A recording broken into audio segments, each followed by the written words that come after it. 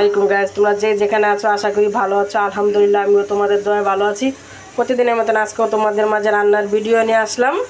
আজকে খিচুড়ি রান্না করব কলার চাল দিয়ে, মুগ ডাল দিয়ে, মুসারি ডাল দিয়ে। এখন হাঁড়ি বসিয়ে দিয়েছি, পরিমাণ মতন তেল দিয়ে দিচ্ছি।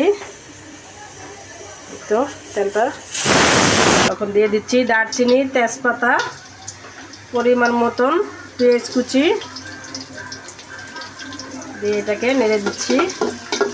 পেঁয়াজটা ভাজা হয়ে গেছে, এখন দিয়ে দিব আদা রসুনের পেস্ট পরিমাণ মতন।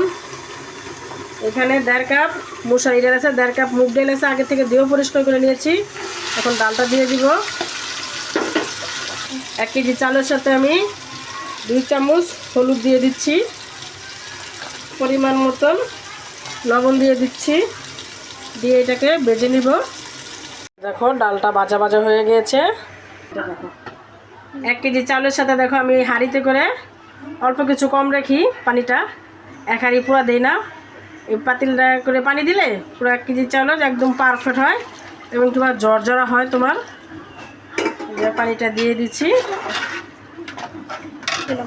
এই যে দেখো অনেকে মাপ বুঝে না, এই যে খুরসনটা আছে না, এই যে খুরসনটা এই পর্যন্ত হলে 1 কেজি চালের পানি একদম পারফেক্ট হবে। এই যে দেখো আমার কম আছে, চালটা দিলে পানির পরিমাণটা একদম ঠিক হয়ে যাবে। তাহলে দেখবা চালটা মানে পোলাও করো, খিচুড়ি করো, কোনোটাই লেটকা হবে না, একদম ঝরঝরা হবে।